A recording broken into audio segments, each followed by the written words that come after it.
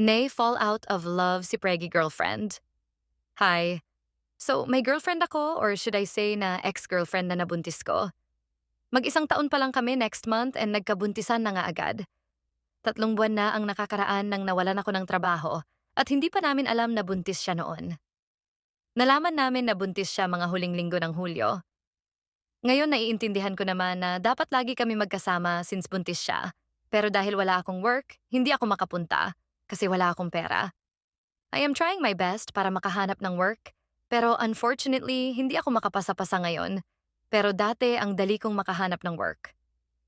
Ngayon sabi niya na fall out of love na siya at naramdaman ko naman yon. Hindi na siya nag-chat katulad ng dati. Minsan scene zone na lang messages ko sa kanya. Tinatanong ko siya kung mahal niya pa ba ako at gusto niya pa ba ituloy tong relasyon namin, pero hindi niya masagot tanong ko. Hindi ko na alam gagawin ko, tinatry ko siyang